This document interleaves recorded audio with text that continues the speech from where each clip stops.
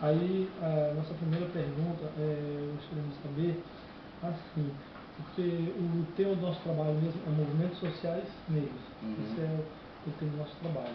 Então a gente gostaria de saber, assim, como que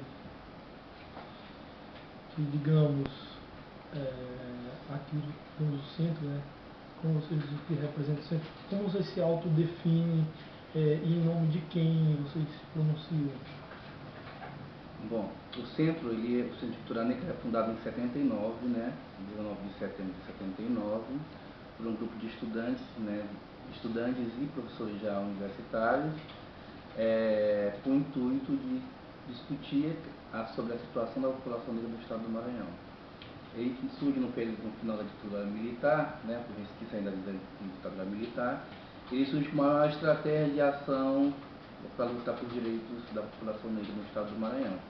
Então ele está o nome Centro de Cultura Negra do Maranhão, mas entendendo que a cultura, esse nome cultura, ele abrange muito mais do que as ações folclóricas ou manifestações culturais, né?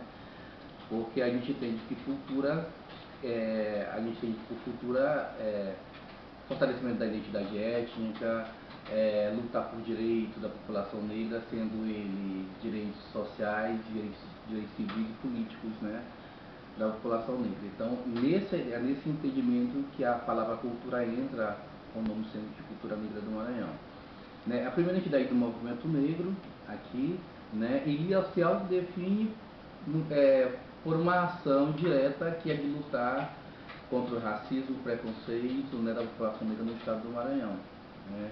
Aí daí, para que essa ação, esse objetivo possa ser alcançado, diversas ações são desenvolvidas, né, no sentido de lutar, de fazer a garantia de luta da população negra. Então, nós temos o quê? Nós temos diálogo com os estados, né, com o governo municipal, o governo estadual, o governo federal, no sentido de uma implementação de uma política pública coerente e que respeite os direitos da população negra.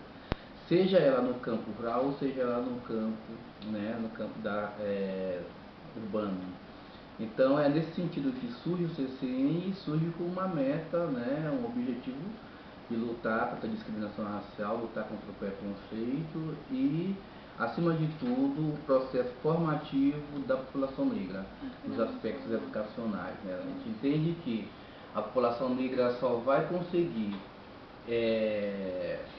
seus direitos a partir do momento que ela conhece esses direitos, né? Direitos constitucionais. Então, a partir desse conhecimento, a população negra sabe como se defender com o tipo de preconceito, discriminação racial, né? Enfim. Então, nasce nesse sentido. E para que essa ação seja melhor desenvolvida, então, existem diversos projetos sociais dentro da entidade, né, que a gente desenvolve para que esse direito realmente seja alcançado. Maurício, para ti, assim, para vocês, quais são os maiores adversários de vocês? Olha, eu não sei se são adversários, eu diria assim, nós temos algumas situações antagônicas, né, que é como o caso do Brasil. O Estado brasileiro ele é bastante racista, né?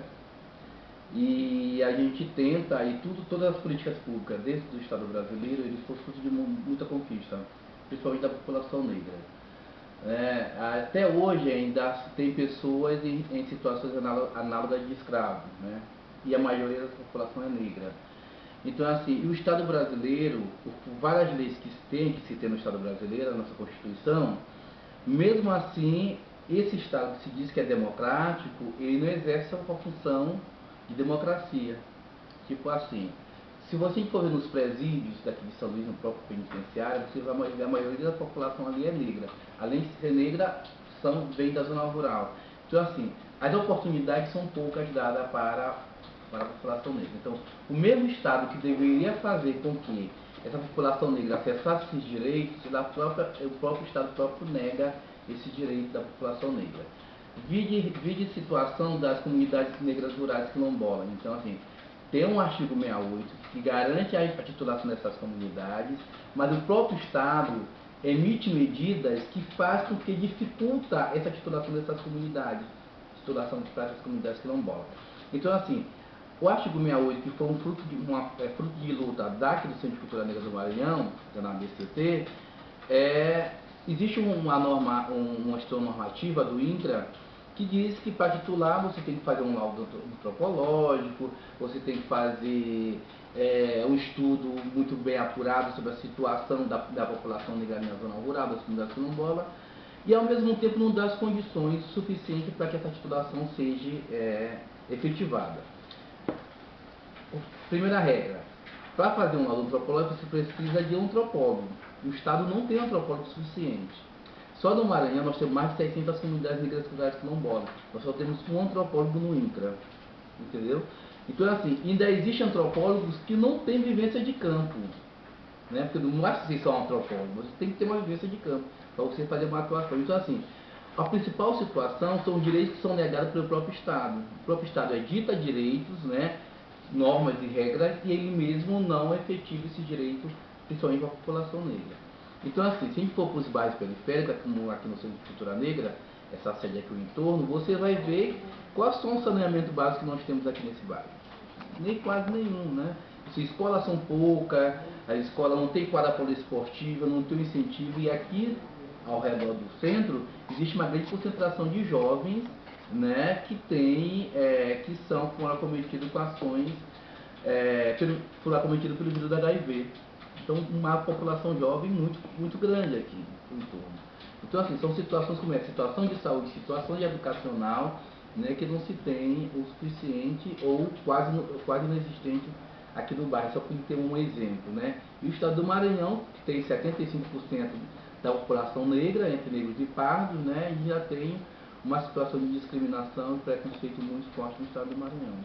Né? Além de ser o pior, está lendo agora, o pior PIB, produto interno bruto do Maranhão, que está no último lugar. Então, é uma situação complicadíssima. Para onde é que vai a situação educacional do estado do Maranhão? Né? Então, se a gente for fazer uma leitura mais ampla sobre as ações políticas do estado do Maranhão, uma análise de conjuntura, a gente percebe que o Maranhão quase não cresceu. Né? Então, assim, está atrás do Piauí, o estado do Piauí, atrás do estado do Alagoas, que teve uma situação complicadíssima, né? E se falar de riqueza do Maranhão, a gente não vê somente essa riqueza, né? E a população negra cada vez mais sofrendo. E as pessoas ainda dizem que a gente sabe que a pobreza tem cor, né? E a gente sabe também que são os pobres desse país. E por que não se editam medidas para que venha compensar essas perdas, né? Recentemente foi aprovada a lei de cotas das universidades, tem muita gente contra, mas também hoje é lei, hoje não existe negócio, situação contrária, hoje é lei, tem que ser implementada. Né? E assim, são medidas como essa que precisa ser fortalecida. E o Estado brasileiro é o responsável para poder fazer com que a população entenda quais são por que essas medidas, né, acontecem, por que elas são emergenciais e por que elas têm que ser implementadas. O Estado brasileiro, como não faz o diálogo, não dialoga com a sociedade para explicar essa situação, essa deficiência, né, a sociedade acaba não entendendo. Então, assim, o próprio Estado brasileiro fala das situações, das pesquisas, faz a pesquisa da situação da população negra, mas ele mesmo não dá condições para que essa situação seja resolvida. Então, é um pouco isso. Então, assim, eu não diria que nós temos adversário no campo social. Não, existe concepção diferente, pensamento diferente. De instituição para instituição existe uma variação muito forte. Né? Que, assim, algumas instituições trabalham só com criança, outros trabalham só com adolescente, uns trabalham só com comunidades quilombolas, outros trabalham na zona rural, outros trabalham na zona urbana. Eu acho que existe uma complementação de ações entre esse movimento social. Agora, existe também um não entendimento do Estado brasileiro, do que eu falo do Estado brasileiro, eu falo do governo, tanto municipal como federal quanto estadual, do entendimento sobre o que é, de fato, ações que venham garantir direitos para a população negra. Né? Então, assim, é nesse sentido que a gente, né, tem dialogado, assim, pensa que existem ações adversárias, né? Agora eu poderia falar um adversário para as comunidades quilombolas e para a população que claro, a população negra, aí são os pretensos proprietários de terra, que se diz que são donos de terra, né? São as ações dos cartórios que são grilados, são forjados documentos. Então, isso é uma situação complicadíssima, né, para a gente. Bom, eu classificaria essa ação uma ação adversária, do meu ponto de vista. Maurício, qual a meta societal almejada? O quê? A meta societal almejada. Olha, a gente tem discutido ao longo desses 35 anos, né, no CCN, algo que se venha a melhorar a questão educacional, né, da população negra. Elevar o nível de escolaridade, né, isso é uma meta, né, que a gente pretende alcançar, né, tipo assim, o sistema de cotas está aí, a gente precisa fortalecer esse sistema de cotas para que a população negra, né, acesse a universidade e tenha condições de permanecer, porque a situação não é só acessar a universidade, é você ter condições de permanecer, fazer o curso, fazer uma graduação, uma pós-graduação, né, e daí você contribuir com a sua comunidade. Então a gente pensa, né, que essa é uma situação. A outra situação é que a população negra tenha realmente lugares, ocupe postos de referência, né, e que trabalhe em prol da população negra. Tipo assim, hoje nós temos uma referência internacional, que é o ministro Joaquim Barbosa, né, então assim, ele foi uma situação, uma situação exemplar e uma situação que ele diz que ele é uma exceção dentro do meio da população negra, né, que conseguiu chegar no Supremo, ocupar um posto e tal, mas ali, se a gente for perceber na situação, existe certo tipo de ranço de preconceito, né, no próprio STF. Pelos próprios debates que a gente verifica, pela situação, pela postura de alguns ministros, né? Então assim, a gente percebe que ainda existe essa situação toda, né? Então a gente pensa que você ocupar um cargo de destaque é você ser referência para a sua população e dialogar com a população, que é possível se você chegar, né? Agora, infelizmente no Brasil é uma situação muito, muito complicada, né? E que a gente tem que batalhar duas vezes para a gente ocupar um cargo como esse que o ministro Joaquim Barbosa tem ocupado. Então é só essa situação, a questão educacional como uma forma de libertação, de crescimento da população negra, né, e posto de trabalho, né, que realmente seja digno, né, da população. Tem crescido, né, mas tem tido barreiras. Um pouco isso. Maurício, como vocês se relacionam com a sociedade? Olha, a maioria da nossa demanda aqui do Curso de Cultura Negra são demanda, né, que vem da sociedade, né, para cá. Tipo assim, trabalhar com as comunidades quilombolas no mar do estado do Maranhão. Foi a primeira entidade a trabalhar com as comunidades quilombolas. Nós temos diversos avanços nessa questão, tipo assim, o artigo 68 da Constituição Federal, o artigo 229 da Constituição Estadual, discutindo a questão do sistema de cota no estado do Maranhão. Nós participando da Conferência de Durban em 2001, em 2002 nós fizemos logo um seminário para explicar essa situação no estado do Maranhão, por que ela é importante para a gente, né? E outros projetos sociais com criança e adolescente, no sentido de dar crescimento, dar impulso sobre a situação da população negra no estado. Então, para isso, a gente tem dialogado com a comunidade, com a população, no sentido de fazer com que ela reconheça seus direitos, que ela busque esses direitos, né? Com que ela dialogue sobre esses direitos. Agora, é claro que a gente percebe também que a sociedade não é ser feita só pela população negra.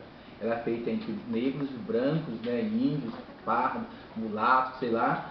Mas a gente percebe que entre negros, brancos, índios, amarelos, né, a gente percebe que existe uma diversidade muito grande e essa população negra precisa ser respeitada também, né? Como eu falei anteriormente, nós somos mais de 70% da população negra no estado do Maranhão. E onde está essa população negra no estado do Maranhão? Então a gente precisa dizer para o Estado brasileiro, para o governo municipal, estadual e federal, onde está essa população negra e o que essa população negra tem almejado, tem buscado como forma de garantir os seus direitos, né? Então assim, hoje nós temos um projeto que faz mais de 25 anos, que é o Vida de Negro, que trabalha com informações sobre as comunidades negras quilombolas do estado do Maranhão.